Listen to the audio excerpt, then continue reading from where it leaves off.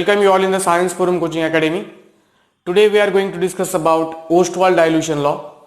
This is one of the most important concept from chapter ionic equilibria. ठीक आहे, Ostwald dilution law वरती तुम्हाला definitely question board examination मध्ये तसेच MST CET मध्ये सुद्धा पाहायला भेटणार आहे. ठीक आहे, ओके. सर्वात महत्त्वाचं पहिलं ते म्हणजे Ostwald dilution law is applicable only for weak electrolytes. आता हे वीक इलेक्ट्रोलाइट्स कोणते, तर ते म्हणजे वीक ऍसिड्स आणि वीक बेसेस. समजलं सर्वांना. तर या ठिकाणी तुम्ही साईडला एका बाजूला लिहून घेऊ शकता की Ostwald dilution law is applicable only for weak electrolytes, that is weak bases and weak acids. Okay. तर आपण आजच्या या सेशनमध्ये हे जे काही डेरिव्हेशन आहे हे डेरिव्हेशन कंप्लीट करण्याचा प्रयत्न करूया. ओके, लक्षात आलं सर्वांच्या. ठीक आहे, मग आता आपण या डेरिव्हेशन मध्ये जर लिहित असताना आपण एक कन्सिडर करूया वीक ऍसिड. ठीक आहे, let us consider 1 mole of an weak acid. Okay, let us consider 1 mole of weak acid. Let us consider 1 mole of, let us consider 1 mole of weak acid which dissociate as follows. Which dissociate as follows. Okay. आता या weak ऍसिडचं जे काही dissociation आहे या ठिकाणी तुम्ही represent करा. कसं करणार रिप्रेझेंट? HA हे आहे वीक ऍसिड. ॲक्वियस मीडियम दाखवा which gives us dissociated species, that is nothing but H plus ions. Okay, आणि प्लस अजून कोण? A minus aqueous ions. समजलं का सर्वांना? तर हे अशा प्रकारे डिसोसिएशन आहे. ओके, या आहेत आयोनाइज्ड स्पीसीज, या आहेत अनआयोनाइज्ड स्पीसीज. हे समजतंय का सर्वांना? ठीक आहे, हे समजलं. नाव 2 नंबरला आपण काय म्हणणार? Dissociation constant for weak acid is given by. आता हे तुम्हाला ऑलरेडी माहित आहे. ओके, या कन्सेप्ट आपण लेक्चर नंबर 5 मध्ये डिस्कस केलेले आहेत. Dissociation constant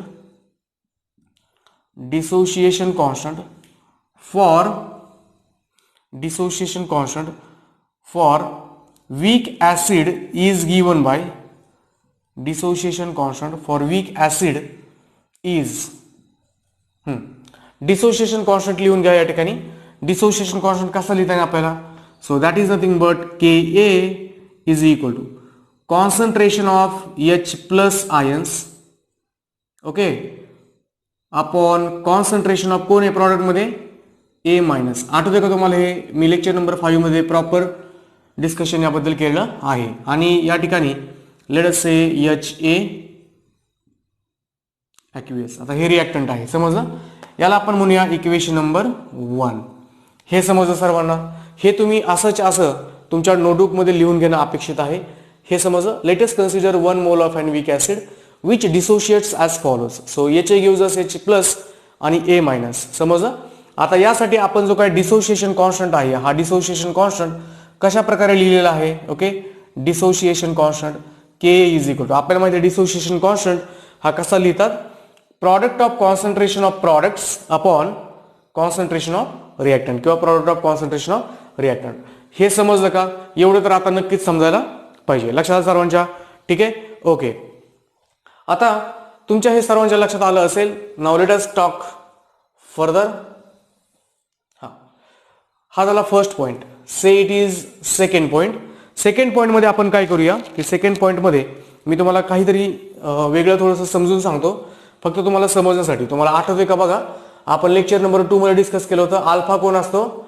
degree of dissociation, बरोबर ना?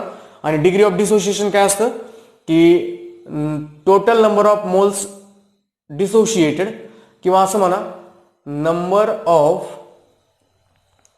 मोल्स डिसोशिएटेड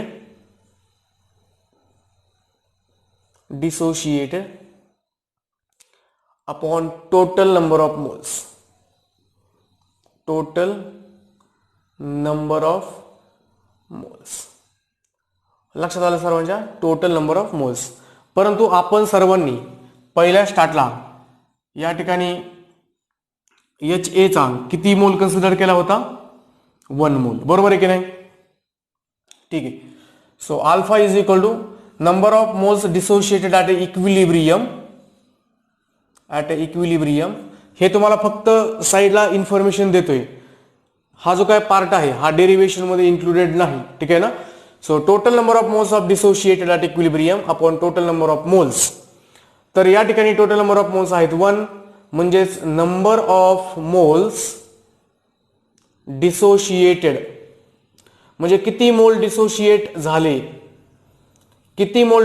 झाले, तर या ठिकाणी आपल्याला डायरेक्ट उत्तर आले alpha is equal to number of moles dissociated at equilibrium. At equilibrium समजलं का सर्वांना? ॲट इक्विलिब्रियम आणि आपण 1 आहे. ठीक आहे. म्हणजे या ठिकाणी जर आपण व्यवस्थितरित्या हे लिहून घेण्याचा प्रयत्न केला की अल्फा कोण आहे? Number of moles of dissociated at equilibrium. लक्षात आलं का सर्वांच्या? ठीक आहे. ओके. आता पाहूया आपण याला प्रॉपरली लिहून घेऊ. हे तुम्ही तुमच्या नोटबुकमध्ये प्रॉपर लिहून घ्या अगोदर. ठीक आहे. म्हणजे आपल्याला हे तर कळलं की alpha number of moles dissociated आहेत. ओके. समजा मी रिॲक्शन केली, ह्याच्याकडे पहिल्या स्टार्टला 1 मोल आहे इनिशियल कंडिशनला, आणि त्या 1 मोल पैकी स्टार्टिंगला फक्त HA होता, तो काय डिसोशिएट झाला नाही. एकदम इनिशियल कंडिशनला फक्त आपण HA घेतला म्हणजे डिसोशिएट झाला का? तो नाही झाला. 2 नंबरच्या कंडिशनला ज्यावेळेस त्याचं डिसोशिएशन होईल त्यावेळेस किती मोल्स डिसोशिएट होतील? Alpha moles. मग अल्फा मोल जर डिसोशिएट झाले तर आपल्याकडे शिल्लक किती राहिले? पहिल्यांदा 1 होता, त्यातले अल्फा गेले, शिल्लक किती राहिले? 1 मायनस अल्फा. समजलं? ओके. तर ते आपण व्यवस्थित लिहून घेऊ. ठीक आहे. राईट. तर पहा ही रिॲक्शन आहे HA आणि हे महत्वाचं आहे. ओके. HA ॲक्वियस शांत ऐका आणि नंतर मग हे लिहून घेण्याचा प्रयत्न करा. HA या ठिकाणी H प्लस कोण? A minus. हे आहे ॲक्वियस, हे आहे ॲक्वियस. ओके. मला सांगा इनिशियली किती मोल होते? इनिशियली किती मोल्स होते? आपल्याकडे होता 1 मोल. कोणाचा? HA चा. Consider 1 mole of an weak acid. Initially फक्त आपण HA घेतला होता, बाकीचे मोल आपल्याकडे झालते का? नाही. म्हणजे इनिशियली हे मोल किती झाले? हे होते 0 H प्लस आणि 0. आता मोल्स रिमेन ॲट इक्विलिब्रियम.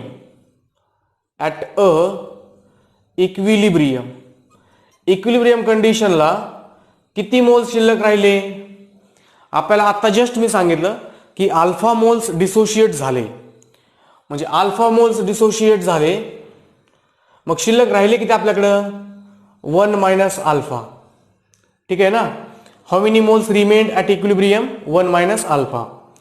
मग यापैकी अल्फा मोल्स डिसोशिएट झाले. अल्फा तुम्ही म्हणता सर 2 अल्फा कसं काय? बरोबर आहे. हे पहा, हा 1 मोल आणि हा 1 मोल मिळून हा एकच मोल झाला की नाही? म्हणजे जर हा अल्फा असेल dissociation, number of moles dissociated हा जर अल्फा असेल तर हा पण अल्फाच. समजते सर्वांना? लक्षात आलं का? ओके. चलो आता आपण एक काम करू. या ठिकाणी कॉन्सन्ट्रेशन ॲट इक्विलिब्रियम. तर कॉन्सन्ट्रेशन आपण या ठिकाणी इक्विलिब्रियमला पाहूया. आपल्याला माहित आहे कॉन्सन्ट्रेशन म्हणजे काय? Number of moles upon volume. बरोबर आहे ना? Number of moles upon volume. तर या ठिकाणी आपल्याकडे किती नंबर ऑफ मोल्स आहेत? 1 मायनस अल्फा अपॉन व्हॉल्यूम. आणि याचं काय होईल? Alpha upon volume. याचं काय होईल? Alpha upon volume. What is alpha? Degree of dissociation. लक्षात आलं का सर्वांच्या? ठीक आहे. तर हे या प्रकारे आपण टेबल बनवला. हा टेबल बनवणं खूप महत्वाचं आहे. हे टेबल जो आहे तो बनवणं खूप महत्वाचं आहे. आता तुमच्या हे सर्वांच्या लक्षात आलेलं आहे. ठीक आहे ना? ओके. नाव मी तुम्हाला परत एकदा समजून सांगतो. इनिशियली किती मोल्स होते आपल्याकडे? HAचे 1 मोल होता. कधी? ज्यावेळेस त्याचं डिसोशिएशन झालेलं नव्हतं त्यावेळेस. म्हणजे इनिशियली H प्लस आणि A मायनस होते का? काही नाही. म्हणजे ते किती होते? 0 होते. आता काय झालं? इक्विलिब्रियम कंडिशनला अल्फा मोल डिसोशिएट झाले, म्हणजे किती शिल्लक राहिले? 1 मायनस अल्फा. मग अल्फा मोल डिसोशिएट झाले, अल्फा H प्लस आणि अल्फा A मायनस. तुम्हाला असं डाऊट येऊ देऊ नका की हे 2 अल्फा का नाही डिलीट कमी केले या ठिकाणी? ठीक आहे ना? तर का नाही? कारण हा जर 1 मोल आहे, 1 मोल गिव्स 1 मोल. मग जर हा अल्फा मोल आहे, alpha mole, this is nothing but what we can say, हे अल्फा मोल डिसोशिएट झाले, म्हणजे या ठिकाणी 1 मायनस अल्फाच लिहावं लागेल. लक्षात आलं का सर्वांच्या? ठीक आहे. नाव कॉन्सन्ट्रेशन आपण काढलं, number of moles upon volume, number of moles upon volume. Number of moles आपले 1 मायनस अल्फा आले इक्विलिब्रियमला, इथलचे अल्फा अपॉन व्हॉल्यूम आलं. ठीक आहे. ओके. नाव हे जे काय आहे ह्या व्हॅल्यूज आपण काय करूया, पुट अबव व्हॅल्यूज, हे सर्व तुम्हाला तुमच्या नोटबुकमध्ये लिहून घ्यायचे. Put above values in equation 1. Equation 1 मध्ये व्हॅल्यू पुट करा आणि सांगा मला पटकन Ka is equal to what is the concentration of H plus. Concentration of H plus ion is alpha upon volume. ठीक आहे. Concentration of A minus alpha upon volume. Okay. Upon काय, concentration of HA किती आहे, 1 minus alpha upon volume. कळलं का सर्वांना? तर हे इक्वेशन आपल्याला या ठिकाणी बनलेलं आहे. प्रॉपरली तुम्ही या ठिकाणी पॉज करा, जेवढं फळ्यावरती लिहिलेलं आहे तेवढं लिहून घेण्याचा प्रयत्न करा. ठीक आहे ना? ओके. हे मी आता रफ करून टाकतो. ओस्टॉल डायल्युशन लॉ आपण या ठिकाणी पाहत आहोत. पहा पुढे काय होईल steps. Therefore Ka is equal to काय म्हणून आता, alpha upon volume. Alpha upon volume म्हणजे काय, अल्फा अपॉन व्हॉल्यूम, त्याचा काय होईल स्क्वेअर अपॉन बोला 1 मायनस अल्फा अपॉन व्हॉल्यूम. लक्षात आलं सर्वांच्या? So is equal to alpha square upon व्हॉल्यूमचा square upon 1 minus alpha upon volume. Calculations करा.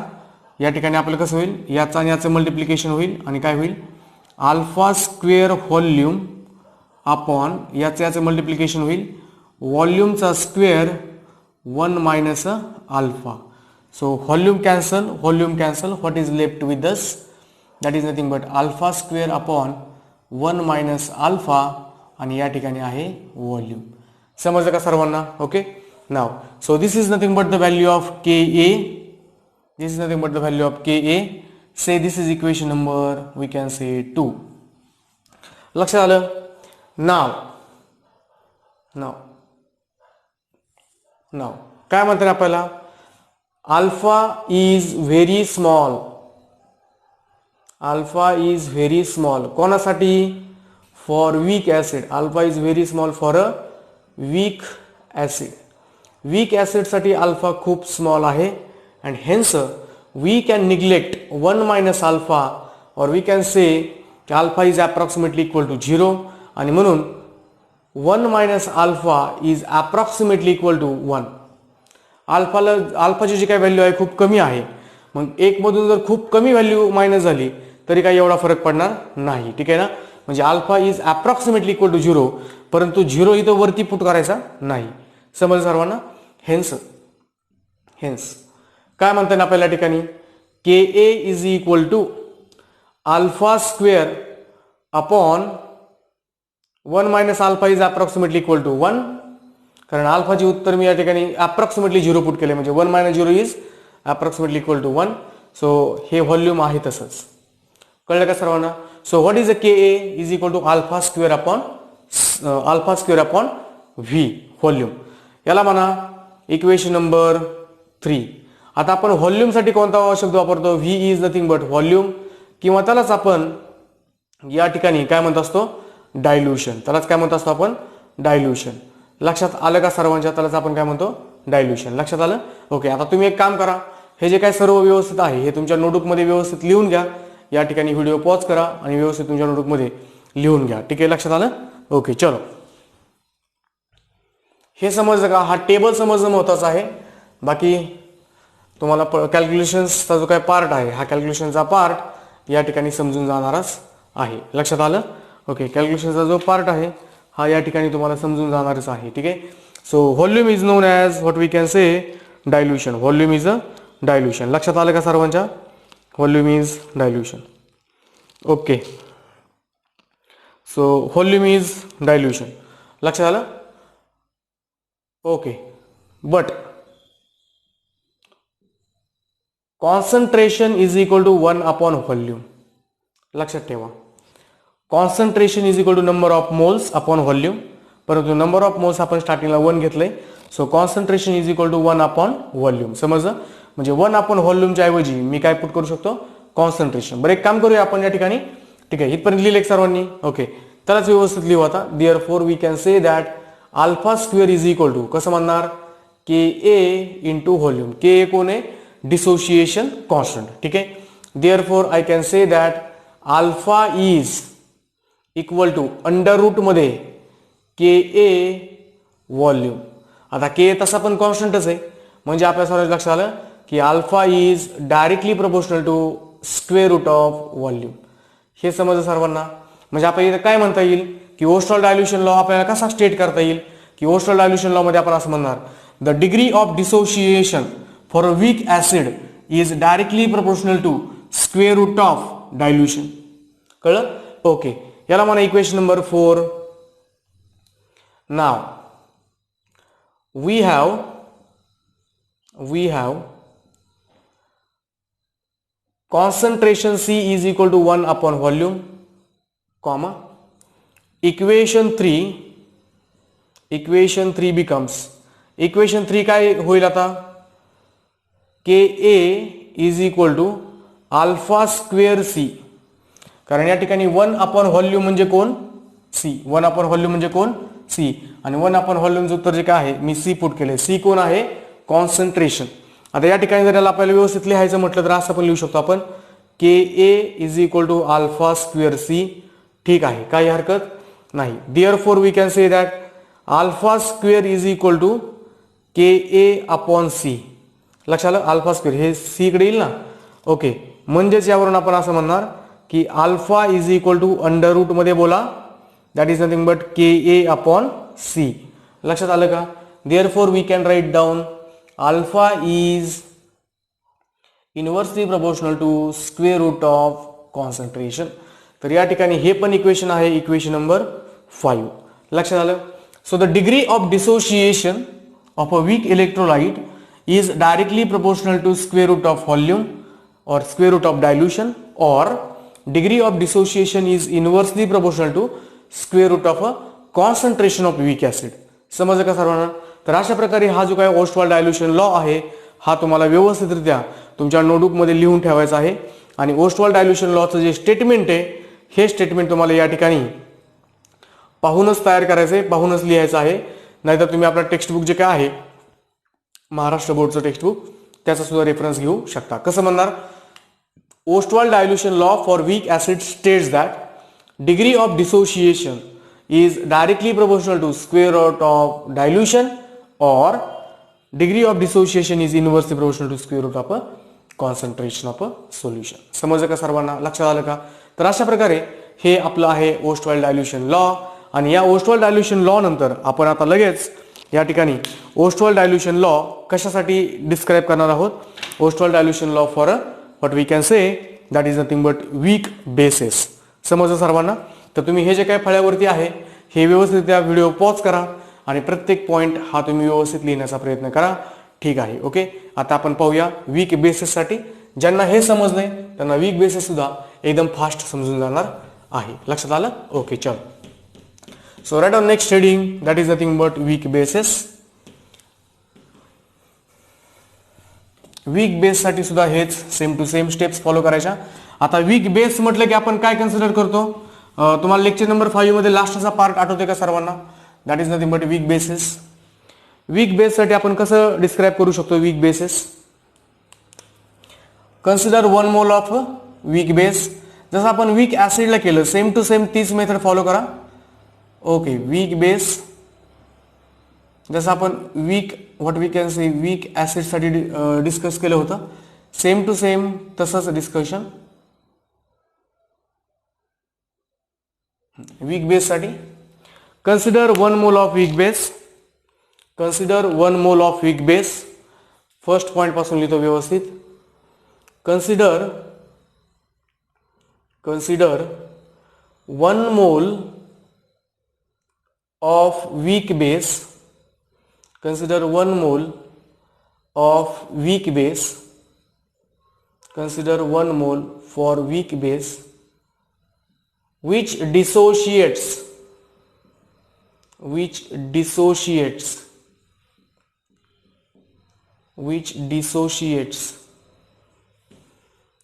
as follows.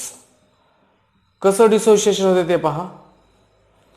आता वीक बेस आहे म्हणजे आपण कसं लिहिणार त्याला, BOH, कसं ॲक्वियस, आणि या ठिकाणी आपल्याला दाखवायचं आहे equilibrium, that is nothing but B plus ions aqueous plus OH minus aqueous. हे समजलं का सर्वांना? ओके, लक्षात आलं ना सर्वांच्या? ओके, चलो, हे तुमच्या सर्वांच्या लक्षात आलेलं आहे. आता तुम्हाला हे सर्वांना माहितीच आहे की हे जे काही स्पीसीज आहे, ही स्पीसीज कशी आहे, अनडिसोशिएटेड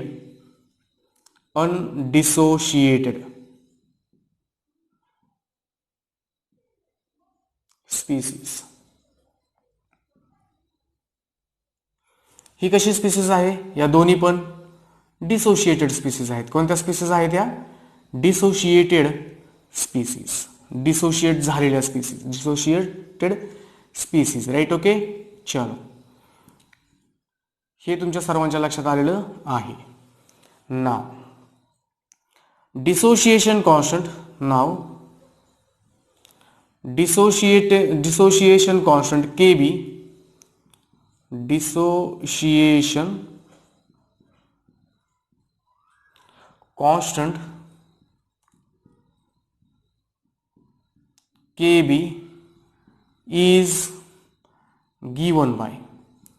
तर डिसोशिएशन कॉन्स्टंट KB हा आपण कसा रिप्रेझेंट करत असतो पहा या ठिकाणी. KB is equal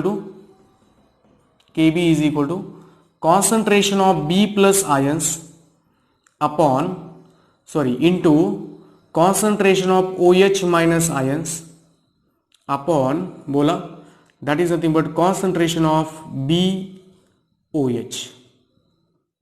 so say this is equation number 1. हे समजलं का सर्वांना? ठीक आहे. आता सेम टू सेम जसं आपण ऍसिड साठी केलं होतं, सेम टू सेम तसंच परत एकदा सेम टू सेम आपल्याला या ठिकाणी परत एकदा तसंच लिहायचं आहे. हा पॉइंट कळला तुम्हाला सर्वांना? समजायलाच पाहिजे. Okay, point number 2. कन्सिडर हा रिएक्शन आहे तशी लिहा परत. BOH aqueous gives us B plus aqueous plus A minus aqueous. समजलं सर्वांना? ओके, चलो, हे सर्वांच्या लक्षात आलं. आता यानंतर पहिल्या स्टार्टला जसं आपण पहिल्या डेरिव्हेशन मध्ये पाहिलं होतं की इनिशियल मोल्स किती होते. Initial moles late us consider 1 mole of N weak base. मग आपण याचा 1 मोल घेतला स्टार्टिंगला. ज्यावेळेस याचा 1 मोल होता त्यावेळेस हे काहीच डिसोशिएट झालेलं नव्हतं. ठीक आहे ना? म्हणजे याचा अर्थ हे झालं 0, याचा अर्थ हे झालं 0, बरोबर ना? हे 0, हे 0, लक्षात आलं? Now moles remained at equilibrium. Moles remained at equilibrium. तर किती मोल्स रिमेन आहे तुमच्या इक्विलिब्रियमला? जसं आपण alpha is equal to total number of moles, alpha is equal to total number of moles dissociated upon total number of moles present असं पाहिलं होतं. Total number of moles dissociate किती झाले होते? अल्फा. म्हणजे या ठिकाणी शिल्लक किती राहिले? 1 मायनस अल्फा. समजलं का सर्वांना? त्यानंतर same to same concentration at equilibrium. Concentration at equilibrium कसं आहे? आपल्याला माहिती number of moles upon volume हा फॉर्म्युला आहे. तर नंबर ऑफ मोल्स किती? 1 मायनस अल्फा अपॉन व्हॉल्यूम. या ठिकाणी काय होईल? Number of moles upon volume. हे नंबर ऑफ मोल्स आहेत ना? ठीक आहे, number of moles upon volume. समजलं? हा टेबल बनवणं महत्वाचं आहे. नाव putting these values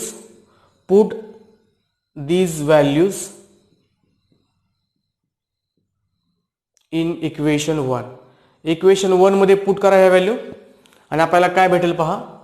KB is equal to concentration of B plus, B प्लसचं concentration same to same alpha by volume, या ठिकाणी alpha by volume upon O एचचं पण अल्फा बाय व्हॉल्यूम आणि बी ओ एचचं जे काही कॉन्सन्ट्रेशन आहे 1 मायनस अल्फा अपॉन व्हॉल्यूम. इथपर्यंत कळलं का सर्वांना? लक्षात आलं का? ठीक आहे. तर या ठिकाणी तुम्ही व्हिडिओ पॉज करू शकता आणि व्हिडिओ पॉज करून तुम्ही व्यवस्थितरित्या हे नोट डाऊन करू शकता. हा आपण पाहत आहोत Ostwald dilution law for a weak bases. Same to same acid सारखाच आहे. लक्षात आलं का सर्वांच्या? ठीक आहे.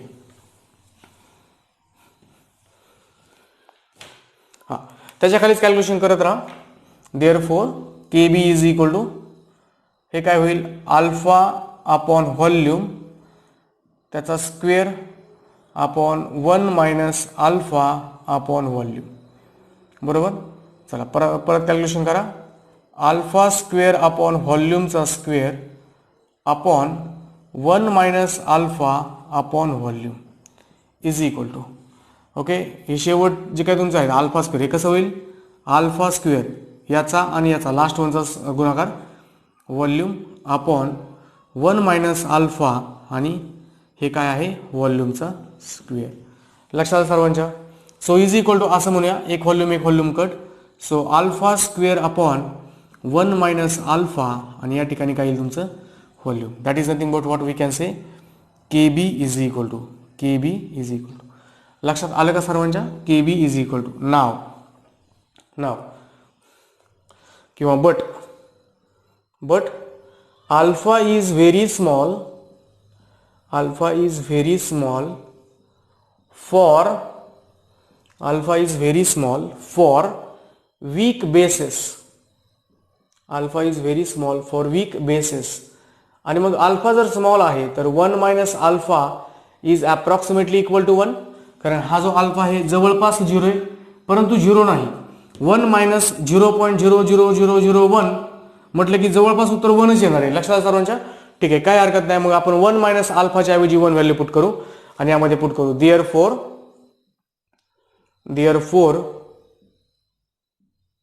के B is equal to alpha square upon 1 minus alpha is 1 into volume. समजलं का इथपर्यंत सर्वांना? लक्षात आलं का? ओके, ठीक आहे. तर अशा प्रकारे हे तुमच्या सर्वांच्या लक्षात येणं अपेक्षित आहे. याला जर आपण व्यवस्थित मॉडिफाय केलं तर उत्तर आपलं alpha square is equal to K B into volume असं येणार आहे. And therefore we can say alpha square किंवा alpha is equal to under रूटमध्ये के बी इंटू व्हॉल्यूम. तर आपल्याला हे न्यूमेरिकल सॉल्व्ह करण्यासाठी फॉर्म्युले लागतीलच. Therefore we can say that alpha is directly proportional to under रूटमध्ये व्हॉल्यूम. लक्षात आलं का सर्वांच्या? के बी हा ऑलरेडी कसा आहे कॉन्स्टंट. मग आपण काय म्हणणार Ostwald dilution law for weak bases states that degree of dissociation is directly proportional to square root of a dilution. समजलं? ओके. याला मला इक्वेशन नंबर किती म्हणता येईल आता? याला मला इक्वेशन नंबर लेट अस से 3. याला मला इक्वेशन नंबर 2. समजलं सर्वांना? तर या ठिकाणी व्हिडिओ पॉज करून तुम्ही हे व्यवस्थित लिहून घेतलं असेल आणि जर नसेल घेतलं तर लिहून घ्या. लक्षात आलं सर्वांच्या? ठीक आहे. आता मी हे रफ करतो आणि नंतर आपण पुढे कॅल्क्युलेशन करूया.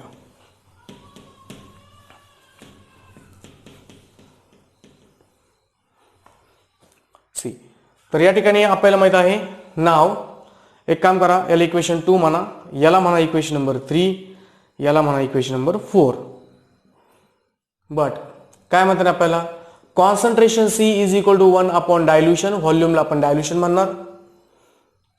So say it is equation number 5. Put 5 in 3. काय भेटेल आपल्याला K B is equal to alpha square C. So 1 upon volume जो आहे that is nothing but C. K B is equal to alpha square C. समजलं का सर्वांना? ठीक आहे, लक्षात आलं? Okay. Therefore I can write like this K B किंवा alpha square is equal to K B upon C. Hence alpha is equal to under root मध्ये K B upon C. Hence we can say that alpha is inversely proportional to square root of concentration for a weak basis. समजलं? तर या ठिकाणी आपल्याला equation number 6 वरून किंवा equation number 4 वरून equation number 4 आणि इक्वेशन नंबर 6 वरून या ठिकाणी आपल्याला स्टेटमेंट बनवता आलं पाहिजे. आपण कसं म्हणणार, Ostwald dilution law for a weak bases states that degree of dissociation for okay किंवा the degree of dissociation is directly proportional to square root of a volume और inversely proportional to square root of its a concentration. परत एकदा पहा, Ostwald dilution law for weak bases states that degree of dissociation is directly proportional to square root of its dilution and inversely proportional to square root of its concentration. समजलं सर्वांना? तर अशा प्रकारे हे जे काही 2 डेरिव्हेशन्स आहेत, हे 2 डेरिव्हेशन्स आपण या ठिकाणी कंप्लीट केलेले आहेत. उद्याच्या लेक्चरमध्ये आपण यावरती आधारित असणारे जे काही न्यूमेरिकल्स आहेत हे न्यूमेरिकल्स पाहूया. ठीक आहे, हे तुम्हाला लेक्चर समजले असतीलच. जर काही डाऊट वगैरे असेल तर तुम्ही क्लासमध्ये येऊन विचारू शकता. तुम्हाला मी तुमचे जे काही डाऊट्स आहेत हे एकदम प्रॉपरली क्लॅरिफाय करून देईल. ठीक आहे, तर आपण या ठिकाणी थांबूया. धन्यवाद.